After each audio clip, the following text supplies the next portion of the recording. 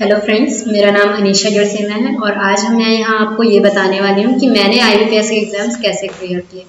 सबसे पहले तो मैं आपको अपने बारे में बता दूँ। मैंने IBPS के 3 एग्ज़ाम्स क्लियर किए हैं अभी तक। SBI clerk 2016, IBPS SO 2017 and IBPS PO 2020। अब ये बात करते हैं कि मेरी स्ट्रेटजी क्या रही, मैंने कौन कौन से चैलेंजेस फेस किए, मैंने कैसे प्रिपरेशन की अपने एग्ज़ाम्स को क्लियर करने के लिए एंड कैसे मैंने सिलेक्शन लिया। तो अपनी स्ट्रेटजी बताने से पहले मैं आपसे ये बताना चाहूँगी कि मैंने बैंक को ही अपना करियर ऑप्शन क्यों चूज़ किया। जब भी आप कुछ बनना चाहते हैं या कुछ करना चाहते हैं लाइफ में, तो आपको पता होना चाहिए कि आप वो चीज़ क्यों करना चाहते हैं। और रही बात बैंक की, तो जैसे किसी के घर में अगर ऑलरेडी हैं, उनके कोई रिलेटिव बैंक में हैं, तो उनके लिए एक रहता है कि हाँ यार, हमको तो बैंक में ही जाना है, बैंक को ही अपना करियर बनाना है, क्योंकि उन्होंने एक बैंकर की लाइफ देखी हुई है। लेकिन मेरे साथ ऐसा कुछ भी नहीं था। मेरे घर में मैं पहली पर्सन हूँ जो बैंक में गई, बैंक में जॉब कर रही हूँ। एंड मैंने बैंक को ही क्यों अपना करियर चूज़ किया, वो इसलिए क्योंकि जब 2015 में मैंने ये डिसाइड किया कि मुझे गवर्नमेंट जॉब ही करना है, तब मैंने सारे एग्ज़ाम्स दिए, यूपीएससी, एसएससी, रेलवे, IBPS, सारे एग्ज़ाम्स दिए। एंड सबका जब मैंने सिलेबस देखा, सब सारे एग्ज़ाम्स दिए, सबका सिलेबस देखा, तो मुझे IBPS का सिलेबस सबसे ज़्यादा इजी लगा। एक्चुअली इजी या टफ कुछ होता नहीं है, सारे एग्ज़ाम्स स्टडी करने वालों के लिए सब इजी और नहीं स्टडी करने वालों के लिए सब कुछ टफ है। पर मुझे IBPS इसलिए इजी लगा क्योंकि जब MBA करने के पहले मैंने कैट की प्रिपरेशन की हुई थी, तो क्वांट और रीजनिंग, इंग्लिश, इन सब पे मेरा कमांड अच्छा था, मुझे कॉन्सेप्ट क्लियर था एप्टीट्यूड का। और IBPS के एग्जाम्स में तो आप जानते ही हैं कि क्वांटिटेटिव एप्टीट्यूड का कितना रोल रहता है। सो इसलिए मैंने IBPS को ही अपना करियर चूज किया। उसके बाद फिर जब मैंने स्टडी स्टार्ट की, प्रिपरेशन स्टार्ट की, तब मैंने क्या क्या स्ट्रैटेजी बनाई और मैंने कैसे पढ़ाई की, उसकी बात करते हैं। तो सबसे पहले तो आपको पता होना चाहिए कि आपका सिलेबस क्या है। जब भी आप कोई एग्ज़ाम देने के जाते हैं या कोई भी आपने डिसाइड किया कि आपको UPSC करना है या SSC करना है, तो आपको पता होना चाहिए कि उसके अंदर आपको क्या क्या पढ़ना है। अब IBPS मैंने चूज़ किया तो सबसे पहले तो मैंने यही देखा कि मेरा सिलेबस क्या है, उसके अंदर कौन कौन से सब्जेक्ट मुझे पढ़ने हैं, उन सब्जेक्ट्स के अंदर कौन से टॉपिक्स हैं, कौन से टॉपिक्स ईजी हैं, कौन से टफ हैं, किसके ऊपर मुझे ज़्यादा मेहनत करनी है, किसको मुझे सिर्फ प्रैक्टिस करना है। तो इस तरह से पूरा सिलेबस मैंने देख लिया अच्छे से कि क्या पढ़ना है, क्या नहीं पढ़ना है। उसके बाद फिर अब ये आता है कि how to start your preparation. अब मैंने कैसे स्टार्ट किया, बहुत सारे स्टूडेंट्स मुझसे पूछते हैं कि कोचिंग करना ज़रूरी है क्या, तो ऐसा कुछ भी नहीं है। जब मेरा SBI क्लर्क में सिलेक्शन हुआ था, तब मैं SBI क्लर्क में मेरा सिलेक्शन हुआ था, तब मैंने कोई भी कोचिंग ज्वाइन नहीं की थी। तब मैंने सिर्फ सेल्फ स्टडी की थी और ऑफलाइन कोचिंग, ऑनलाइन कोचिंग कुछ भी नहीं किया था मैंने। और उसका रीज़न सिर्फ यही था कि एक्चुअली उस टाइम 2016 में अभी के कंपैरिजन में थोड़े इजी आते थे पेपर, और मैंने कैट की प्रिपरेशन की हुई थी, तो मैथ्स और रीजनिंग थोड़ा मतलब मुझे आता था। मतलब ये था कि मुझे किसी टीचर के गाइडेंस की ज़रूरत नहीं पड़ी थी उस टाइम पे। मैं सेल्फ स्टडी करती थी, प्रैक्टिस करती थी। बस ये था कि प्रैक्टिस मैं बहुत ज़्यादा करती थी, बहुत ही ज़्यादा प्रैक्टिस करती थी। मैं मैगजीन लेती थी हर मंथ, और फिर उस मैगजीन में ही जो क्वेश्चन पेपर दिए होते थे, फ़ोन में टाइमर सेट करके मैं उसी में टेस्ट देती थी, और मॉक टेस्ट तो देती ही थी उस टाइम पे भी। और उसके बाद फिर जब मैं जॉब करने लग गई, तो फिर मेरी प्रैक्टिस पूरी तरह से छूट चुकी थी। मैं तब एकदम पढ़ाई मेरी पूरी तरह से बंद ही हो गई। तब मुझे मैथ्स, रीजनिंग, इंग्लिश सब कुछ टफ लगने लगा था। तब फिर मुझसे कुछ भी नहीं बन रहा था। जब मैंने सोचा कि नहीं, अभी भी मुझे कंटिन्यू करना है अपनी स्टडी, क्योंकि मैं तो क्लर्क थी SBI में और मुझे ऑफिसर बनना था, और ऑफिसर बनने के लिए एग्जाम्स तो देने ही पड़ेंगे। सो मैंने फिर से अपनी स्टडी स्टार्ट की, और तब फिर मैंने ऑनलाइन कोचिंग ज्वाइन किया। अभी अगर कोई मुझसे पूछे कि कोचिंग करना चाहिए या नहीं, तो मैं यही सजेस्ट करूंगी कि अगर आप ऑनलाइन कोचिंग ज्वाइन करते हैं ना, तो ये आपके लिए बेस्ट है। क्योंकि अभी जो सिचुएशन है, पैंडेमिक सिचुएशन, उसके अकॉर्डिंग तो ऑनलाइन कोचिंग ही सही है, क्योंकि आप घर पे रहिए और अपनी स्टडी करते रहिए। अगर आप सेल्फ स्टडी कर सकते हैं तो बहुत अच्छी बात है, लेकिन अगर आपको कोचिंग करना है तो आप ऑनलाइन कोचिंग ज्वाइन कर सकते हैं। उसके बाद फिर टाइम टेबल। अपना टाइम टेबल हमेशा बना के रखना चाहिए। मैंने भी हमेशा अपना एक टाइम टेबल फिक्स रखा। जब मैं जॉब नहीं कर रही थी तब भी मेरा टाइम टेबल फिक्स था, जब मैं जॉब कर रही थी तब भी मेरा टाइम टेबल फिक्स था।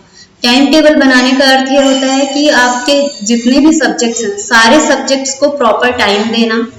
हर सब मतलब ये जरूरी है कि आप एक दिन में सारे सब्जेक्ट्स को कवर कर पा रहे हैं या नहीं कर पा रहे हैं, सबको पढ़ पा रहे हैं या नहीं। और आप अपना टाइम टेबल अपने हिसाब से ही बना सकते हैं। जैसे कुछ लोगों की आदत होती है कि पूरी रात बैठ के पढ़ते हैं, और मेरा ऐसा नहीं था। मेरा टाइम टेबल ये था कि मैं सुबह 4 बजे उठती थी, पूरे टाइम पढ़ाई करती थी 2-3 घंटे जो भी। उसके बाद फिर अपना घर का कुछ काम किए, फिर पढ़ाई करने बैठी। मतलब मेरा ऐसा कोई फिक्स टाइम टेबल नहीं था, पर हाँ मेरा सोने और उठने का टाइम फिक्स था। सुबह 4 बजे उठना है, रात के 10 साढ़े 10 बजे के बीच में सो जाना। इस बीच में मुझे जब भी टाइम मिलता था, जितने भी टाइम मुझे जो भी टाइम मिल रहा है, मैं बस पढ़ाई करती थी। बाकी जो एक्स्ट्रा वर्क है, इंपॉर्टेंट वर्क है, वो तो करना ही है, उसको तो कोई नहीं छोड़ सकता है। पर जो भी मुझे आधे घंटे का टाइम मिल रहा है, 1 घंटे का टाइम मिल रहा है, उसमें मैं अपना कंटिन्यू स्टडी करने बैठ जाती थी। ये मेरा टाइम टेबल था। और पढ़ाई करते करते जो भी टॉपिक मुझे नहीं समझ में आ रहा है, या जैसे कोई फॉर्मूला है मुझे याद नहीं हो रहा है, या फिर जैसे परसेंटेज से फ्रैक्शन कैसे कन्वर्ट करते हैं, तो ये सारी चीज़ें मुझे थोड़ी टफ लगती थी। तो मैं इन सबके नोट्स बनाती थी। जो भी टॉपिक मुझे नहीं समझ में आ रहा उसका मैं नोट्स बनाती थी और अपने वॉल पे पेस्ट कर देती थी। तो ये एक मेरे लिए था कि मतलब मुझे दिन भर में एक बार उसको रीडिंग लेना ही है। वो ऐसा नहीं कि मैं रट रही हूँ किसी चीज को। रटना बिल्कुल नहीं, क्योंकि रटी हुई चीजें आप हमेशा भूल जाओगे, वो माइंड से स्लिप हो ही जाती है एक टाइम के बाद। पर यहाँ पे आपको बस उसको एक बार रीडिंग लेनी रहती है। जो चीज आपको नहीं याद होती है उसको आप वॉल पे पेस्ट कर दीजिए और दिन में एक बार रीडिंग ले लीजिए। आपको पता भी नहीं चलेगा वो कब आप वो चीज आपके माइंड में बैठ जाएगी।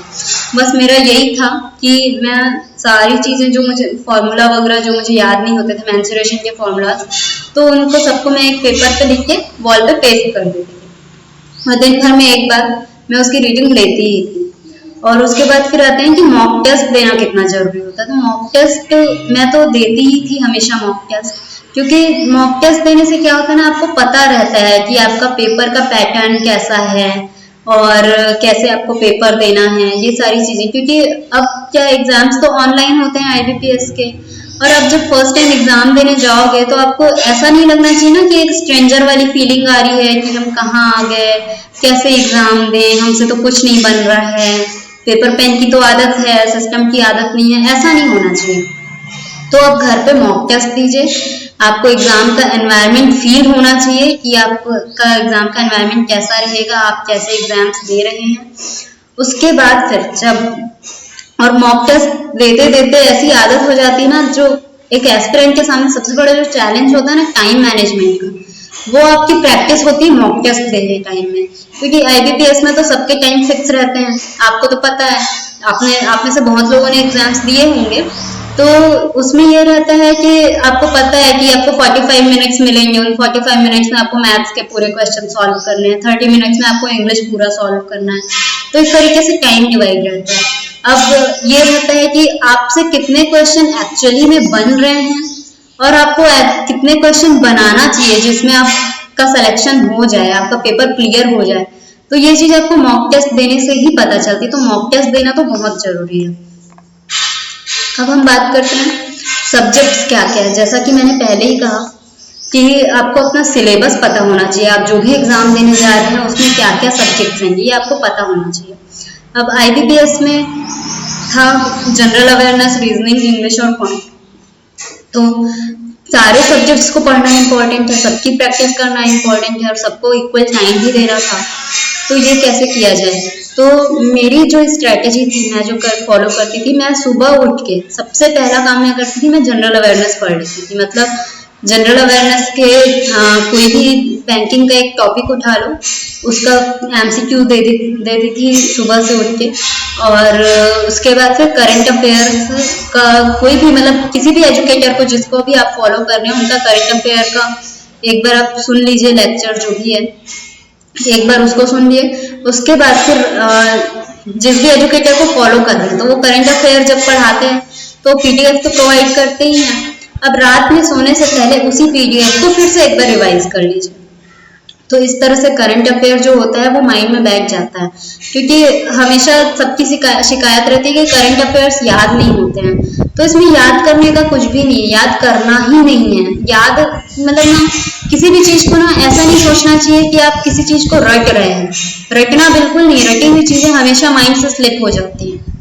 आपको उस चीज को माइंड में ऐसा बैठाना है कि अगर आपके सामने उससे रिलेटेड कोई क्वेश्चन आए ना, तो आपको वो चीज रिमाइंड होनी चाहिए कि हाँ मैंने इस जगह पे ऐसा पढ़ा था, तो ये आंसर है इसका, इस टाइप से। तो इसलिए मैं क्या करती थी, सुबह एक बार करंट अफेयर्स का एक लेक्चर सुने, फिर उसका पीडीएफ निकाले, रात में सोने के पहले उसका पीडीएफ पूरा पढ़ लिए, अगर उससे रिलेटेड एमसीक्यूज अवेलेबल हैं तो एमसीक्यूज दे दो। उसके बाद फिर वीक के लास्ट में, संडे को जब भी आपको टाइम मिलता है, तो वीक के लास्ट में पूरे वीक का एक करंट अफेयर एक बार रीड आउट कर लेते थे, और फिर मंथ के लास्ट में पूरे मंथ का करंट अफेयर एक बार रीड आउट कर लिया, और उससे रिलेटेड एमसीक्यूज देते रहे। क्या है, एमसीक्यूज देते रहेंगे तो आपके माइंड में वो चीज बैठती जाएगी धीरे धीरे, आपको पता भी नहीं चलेगा आपको कब वो सारी चीजें याद हो गई है। तो ये तो हो गया मेरा जनरल अवेयरनेस का जो मेरी स्ट्रेटेजी थी। अब आते हैं रीजनिंग पे। रीजनिंग के लिए सबसे जो इम्पोर्टेंट होता है रीजनिंग में, वो होता है आपका पजल। डेली दिन में 3 से 4 पजल तो बनाना ही है, ये तो मान के चलिए, मतलब ये फिक्स है। अगर रीजनिंग आपको अच्छे से प्रैक्टिस करनी है तो दिन में डेली 4 से 5 पजल, जितना भी जो भी आप जितना भी टाइम निकल पा रहा है, मतलब मान लीजिए अगर आपने टाइम फिक्स करके रखा है कि मुझे 1 घंटे तो रीजनिंग पढ़ना ही है, तो उस 1 घंटे में आप कितना पजल बना सकते हैं। और इसके अलावा कोई भी एक टॉपिक उठा लेती थी मैं, और फिर उस टॉपिक के कुछ क्वेश्चंस 10 से 12 15 जितने भी हो सके क्वेश्चंस वो मैं प्रैक्टिस करती थी। जैसे अगर मैंने किसी दिन सोचा कि आज मुझे मशीन इनपुट बनाना है, तो मशीन इनपुट के 10-15 क्वेश्चन प्रैक्टिस कर लिए, और 4 से 5 पजल सॉल्व करते थे। क्योंकि रीजनिंग में सबसे इंपॉर्टेंट और सबसे ज्यादा कंफ्यूजिंग और सबसे ज्यादा स्कोरिंग ये पजल्स ही होते हैं। अगर आपसे पजल बन गया तो आपको रीजनिंग में तो पास होने से कोई रोक नहीं सकता। प्लस सबसे ज्यादा स्कोरिंग सब्जेक्ट जो होता है ना आईबीपीएस में, वो रीजनिंग ही होता है। बस आपका कमांड अच्छा होना चाहिए रीजनिंग पे। फिर अब आते हैं इंग्लिश पे। इंग्लिश में मैंने क्या किया था, इंग्लिश में एक तो रीडिंग स्किल आपकी अच्छी होनी चाहिए, आपको पता होना चाहिए कि क्या बोलते हैं आपके इंग्लिश में क्या क्या आ रहे हैं, कौन कौन से टॉपिक्स आ रहे हैं, और आपको उसको कैसे पढ़ना है। तो रीडिंग स्किल अच्छी करने के लिए मैं क्या करती थी, मैं डेली द हिंदू के का 1 या 2 आर्टिकल उठा लेती थी और उसको पढ़ती थी। उसके बाद फिर जब वो आर्टिकल मैं पढ़ लेती थी, अगर छोटे आर्टिकल है तो 2 आर्टिकल पढ़ लेती थी, बड़ा आर्टिकल है तो 1 आर्टिकल पढ़ लिए। उसके बाद फिर उस आर्टिकल में कुछ वर्ड्स होते थे जो मुझे जिनका मीनिंग नहीं पता होता था, तो उनको मैं नोट डाउन कर लेती थी, फिर उसके मीनिंग लिखती थी, और फिर रात में सोने के पहले फिर से उन्हीं सारे वर्ड्स को रिवाइज करती थी, फिर से एक बार उनका मीनिंग देखती थी और उसको पढ़ती थी। तो इस तरह से ये मेरा द हिंदू हो गया और मेरी रीडिंग स्किल इम्प्रूव होती जा रही है। इसके अलावा फिर क्वेश्चन प्रैक्टिस करना, एक तो द हिंदू का हो गया जिससे मेरी आरसी की प्रैक्टिस हो जा रही है। अब क्वेश्चन प्रैक्टिस करना, कोई भी एक टॉपिक उठा लो, पैरा जंबल हो गया, एरर डिटेक्शन हो गया, और फिर उसके क्वेश्चंस प्रैक्टिस करो। मान लीजिए अगर आपने इंग्लिश को 1 घंटे दिए हैं तो 1 घंटे में आप जितने क्वेश्चन प्रैक्टिस कर सकते हैं उतने कर लीजिए। ये हो गया आपका इंग्लिश का सेक्शन। इंग्लिश में ग्रामर बहुत ज्यादा इंपॉर्टेंट है, ये चीज हमेशा याद रखिएगा। आपका ग्रामर सही होना चाहिए, मतलब ग्रामर आपको आना चाहिए। एक्चुअली में ग्रामर के डायरेक्ट क्वेश्चंस आते नहीं है इंग्लिश में, लेकिन पूरी इंग्लिश ग्रामर पे बेस्ड होती है। आपकी रीडिंग स्किल अच्छी होनी चाहिए। आपका जब जो डिस्क्रिप्टिव का आप पेपर देते हैं ना, उस डिस्क्रिप्टिव के पेपर में आपकी रीडिंग स्किल भी काम आती है और आपका ग्रामर भी काम आता है, क्योंकि उसमें दोनों चीजें देखी जाती है। तो अपनी रीडिंग स्किल भी अच्छी रखिए और अपना ग्रामर का जो बेसिक है ग्रामर इंग्लिश का, वो आपको आना चाहिए। उसके बाद फिर बात करते हैं क्वांट, जो बहुत सारे स्टूडेंट्स को सबसे ज्यादा टफ लगता है। मुझे भी लगता था, ऐसा नहीं है कि मुझे नहीं लगता था। मैंने क्वांट पहले मेरा बहुत अच्छा था जब मैं एसबीआई क्लर्क दे रही थी, उसके धीरे धीरे पेपर का लेवल इतना टफ होते गया और specially quant and reasoning tough होते गए कि मैं मुझे ऐसा लगता था मुझसे बनेगा या नहीं बनेगा। जब मैंने एसबीआई ज्वाइन किया उसके बाद फिर मेरी पढ़ाई पूरी तरह से बंद हो गई। फिर मैंने पढ़ाई स्टार्ट की और जब मैंने दोबारा पढ़ाई स्टार्ट की तब मुझे ऐसा लगा कि बाप रे, इतना टफ पेपर कैसे होगा मेरे से। पर ऐसा नहीं है, हो गया। प्रैक्टिस की बात है, प्रैक्टिस करना आना चाहिए, आपका सब कुछ आपको अपने आप इजी लगने लग जाता है। तो क्वांट में भी मेरी स्ट्रेटेजी ये थी कि मैं डेली दिन में 10 DI, कम से कम 10 DI तो देना ही है। अगर मेरे पास टाइम है तो 10 DI, टाइम नहीं है तो भी 4 से 5 DI के क्वेश्चंस मुझे सॉल्व करने ही हैं। उसके अलावा simplification, number series and quadratic equation, इनके 10-10 क्वेश्चंस डेली सॉल्व करने हैं। और इन सब के अलावा कोई भी एक टॉपिक उठा के क्वांट का, जैसे परसेंटेज हो गया या ratio, proportion, time and work, कोई भी एक टॉपिक उठा के उससे ये 20 से 30 क्वेश्चंस प्रैक्टिस करने हैं। तो ये मेरा डेली का रूटीन था और मैं सारे सब्जेक्ट्स को इक्वल टाइम देती थी, सबको पढ़ती थी, सबकी प्रैक्टिस करती थी। और डिस्क्रिप्टिव के लिए, इंग्लिश के डिस्क्रिप्टिव के लिए मैं क्या करती थी, डेली मैं एक ऐसे लिखती थी अपने मन से। कोई भी एक टॉपिक उठा लिया और डेली उसके ऊपर ऐसे लिखी, आपकी डिस्क्रिप्टिव की प्रैक्टिस हो जाएगी उससे। अब ये तो हो गई सब्जेक्ट की बात। इसके अलावा जैसा कि मैंने पहले भी कहा, मॉक टेस्ट देना बहुत ज्यादा इंपॉर्टेंट है, क्योंकि जब आप मॉक टेस्ट देते हैं ना तो आपको पता चलता है क्वेश्चन का पैटर्न कैसा आने वाला है और आप कितने जल्दी क्वेश्चन को बना सकते हैं, आपको एक क्वेश्चन बनाने में कितना टाइम लग रहा है, आपको और कितना जल्दी उस क्वेश्चन को बनाना चाहिए। आप मॉक टेस्ट दे रहे हैं तो आप 1 घंटे में कितने क्वेश्चन सॉल्व कर रहे हैं। मान लीजिए अगर आप शुरू में मॉक टेस्ट देना स्टार्ट करते हैं, जैसे मैंने मॉक टेस्ट देना जब स्टार्ट किया था तो स्टार्टिंग में मुझसे ज्यादा क्वेश्चन बनते ही नहीं थे। मतलब जैसे अगर 100 क्वेश्चन है, प्री का मॉक टेस्ट दे रही हूँ, 100 क्वेश्चन है तो मुश्किल से 40-45 ऐसे टाइप से। उसके बाद फिर धीरे धीरे अपने आप जब प्रैक्टिस होने लगती है ना तो आपसे बनने भी लगता है, क्वेश्चंस भी बनने लगते हैं, स्कोर्स भी अच्छे आने लगते हैं। तो मॉक टेस्ट जब आप देते हैं ना और मॉक टेस्ट के स्कोर जब आपके अच्छे आने लगते हैं तो अपने आप कॉन्फिडेंस बिल्ड होने लगता है, इसलिए मॉक टेस्ट तो जरूर ही दीजिए। अब बात करते हैं कुछ डूज एंड डोंट्स की, जो मैं अपने प्रिपरेशन के टाइम में फॉलो करती थी। तो सबसे पहले तो कीप योर सेल्फ हेल्दी, अपनी हेल्थ पे हमेशा ध्यान दीजिए, बिकॉज हेल्थ इज वेल्थ। अगर आपकी हेल्थ अच्छी रहेगी तो आप स्टडी भी कर पाएंगे अच्छे से, आपका पढ़ाई करने में मन लगेगा एंड जॉब लगने के बाद आप अपनी लाइफ को एंजॉय भी कर सकते हैं। तो एक स्टूडेंट के लिए 6 से 7 घंटे की नींद जरूरी होती है। लोग बोलते हैं कि गोल को अचीव करना है तो सोना छोड़ दो, खाना छोड़ दो, सिर्फ पढ़ाई पे ध्यान दो। तो ये सब, मुझे तो ऐसा लगता है कि ये सब फालतू की बातें हैं। मतलब आप ऐसा नहीं कर सकते कि आप सोना छोड़ दें, खाना पीना छोड़ दें, बिल्कुल नहीं। आपकी हेल्थ अच्छी होनी चाहिए। मैं बिल्कुल 10 बजे सोती हूँ और 4 बजे उठती हूँ, ये मेरा टाइम टेबल है, ये मेरा फिक्स टाइम है। मतलब मुझे 6 घंटे की नींद चाहिए ही, ये मेरे लिए जरूरी है, नहीं तो फिर मैं दिन भर पढ़ाई भी नहीं कर पाऊंगी। अगर मैं रात में ठीक से नहीं सोई तो मुझे दिन में अपने आप सुस्त लगता रहेगा और मैं पढ़ाई नहीं कर पाऊंगी। तो नींद लेना तो सबसे ज्यादा जरूरी है। उसके बाद फिर आता है हमारा खाना पीना। खाने पीने पे ध्यान देते रहना चाहिए, प्रॉपर पानी पीजिए, जितना पानी आपकी जरूरत है आपके शरीर को उतना पानी मिलना चाहिए। खाना टाइम पे खाइए। पढ़ाई के लिए कभी भी खाना पीना मत छोड़िए, पढ़ते पढ़ते खाइए। कोई जरूरी नहीं है कि आप अगर पढ़ाई कर रहे हो और खा रहे हैं तो आपका पढ़ाई में मन नहीं लगेगा, ऐसा नहीं है। आप बिल्कुल खाते रहिए और पढ़ते रहिए। हेल्थ सही होना सबसे ज्यादा जरूरी है। और उसके बाद फिर आपके मन में कॉन्फिडेंस होना चाहिए। आपने जो डिसीजन लिया है आप उसको अचीव कर सकते हैं, ये आपको पता है। आपको उसके लिए कैसे प्रिपरेशन करनी है ये आपको पता है। तो अपने मन में एक कॉन्फिडेंस रखिए हमेशा कि आप कर सकते हैं और आप बिल्कुल करेंगे उस चीज को अचीव। मन के हारे हार है, मन के जीते जीत।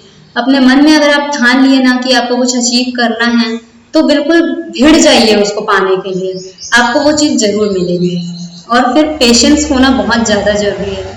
मन में ना एक धीरज की भावना होनी ही चाहिए, क्योंकि हम कई बार लाइफ में फेल होते हैं। मतलब मैंने भी कई सारे एग्जाम्स दिए हैं, कितने सारे एग्जाम्स में मैं फेल हुई हूँ।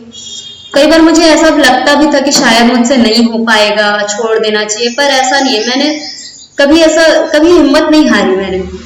मैं फिर भी लगी रही, पढ़ाई करती रही, एग्जाम्स देती रही and now I am here, मेरा सिलेक्शन हो चुका है। सो कभी भी अपना धीरज मत खोइए, पढ़ाई करते रहिए, जो आपने सोचा है वो होगा और जरूर होगा। और फिर अपनी स्ट्रेटेजी खुद बनाइए। जब मैं पढ़ाई प्रिपरेशन कर रही थी तब मैं भी बहुत सारे ऐसे, मतलब जिनका सिलेक्शन हो चुका है, यूट्यूब पे सब अपनी स्ट्रेटेजी डालते रहते हैं। मैं सुनती थी, सबके वीडियोस निकालती थी, सुनती थी सबके बारे में कि किसने कैसे पढ़ाई की, क्या स्ट्रैटेजी बनाई। तो सुनो सबकी, पर अपनी स्ट्रैटेजी हमको खुद बनाना चाहिए, क्योंकि हमें पता है ना हमारा टाइम टेबल क्या है, हमको घर में कितने सारे काम रहते हैं, हमारे घर का माहौल कैसा है। तो इन सब के बारे में सोचते हुए फिर अपनी स्ट्रैटेजी बनाइए और उसके बाद फिर उस स्ट्रैटेजी को रिलीजियसली फॉलो भी कीजिए। अगर आपको सिलेक्शन लेना है तो ये आपका सबसे ज़्यादा जरूरी है कि आप अपनी स्ट्रैटेजी बनाइए और उस स्ट्रैटेजी को फॉलो कीजिए। और कुछ चीज़ें जो हमें नहीं करनी चाहिए उसकी बात करें तो सबसे पहले तो डोंट गिव अप। जो ये आपका गिव अप वाला एटीट्यूड होता है ना कि हम नहीं कर पाएंगे, हमसे नहीं होगा, हमें छोड़ देना चाहिए, शायद ये करियर हमारे लिए बना ही नहीं है, कुछ और करना चाहिए, तो ये सब चीज़ें ना माइंड में आनी ही नहीं चाहिए। होते हैं बहुत सारे लोग ऐसे होते हैं जो हमें ताना मार के चले जाते हैं कि नहीं हो पाएगा तेरे से, रहने दे तू, मत कर। तो ये सारी चीज़ों को ना अवॉइड करना सीखिए। कभी भी गिव अप नहीं करना, अपने डिसीजंस पे भरोसा रखिए, अपने ऊपर भरोसा रखिए, अपने भगवान पे भरोसा रखिए और मेहनत कीजिए। जितनी मेहनत आपको करनी पड़े, अगर आपने सोचा है ना कि आपको ये चीज़ अचीव करना है, आपको बैंक चाहिए, जैसे मैंने सोचा था मुझे ऑफिसर बनना ही है, मुझे ऑफिसर बनने के लिए जो कुछ भी करना पड़ा, जितनी भी मेहनत करनी पड़ी मैंने की। मैंने कभी भी गिव अप नहीं किया और टाइम वेस्ट तो बिल्कुल भी नहीं करना। मतलब आप खुद ही सोचिए, भगवान ने दिन के 24 घंटे ही बनाए हैं सबके लिए। जो उनको नहीं पढ़ाई करनी है उनके पास भी 24 घंटे ही, और जिनको पढ़ाई करनी है उनके पास भी दिन के 24 घंटे ही हैं। तो बिल्कुल टाइम को फुल यूटिलाइज कीजिए। मतलब आपको जो भी काम है, आपके जो इम्पोर्टेंट काम है वो तो आपको करना ही है। पेरेंट्स की हेल्प करनी ही है घर में, उसको अवॉइड नहीं कर सकते। और कुछ भी बहुत सारे काम होते हैं, सबकी सिचुएशन अलग होती है और सबके घर के काम भी अलग अलग होते हैं। तो अपने काम को तो कीजिए, पर बीच में आपको जो भी टाइम मिल रहा है, जितना भी टाइम मिल रहा है, 10 मिनट, 15 मिनट, आधा घंटा, 1 घंटा, जब भी टाइम मिल रहा है उस टाइम पे पढ़ाई कीजिए। मैं यही करती थी हमेशा। मैं बिल्कुल मतलब अगर मुझे बीच में 1 घंटा फ्री मिला मैं पढ़ने बैठ जाती थी। और मतलब ऐसे ही मेरा टाइम मैनेज होता था, क्योंकि घर पे बहुत सारे काम रहते हैं, स्पेशली गर्ल्स के पास घर में बहुत ही सारे काम रहते हैं। तो जब टाइम मिल रहा है तब पढ़ाई कीजिए, पर टाइम वेस्ट बिल्कुल मत कीजिए। एंड लास्टली, इतना पेशेंटली मुझे सुनने के लिए thank you so much. And जितने भी एस्पिरेंट्स जो मुझे सुन रहे हैं, जो अपनी प्रिपरेशन ऑलरेडी कर रहे हैं या जो प्रिपरेशन स्टार्ट करना चाहते हैं, उनको ऑल द बेस्ट। लगे रहिए, डटे रहिए, आपका सिलेक्शन जरूर होगा। Thank you so much.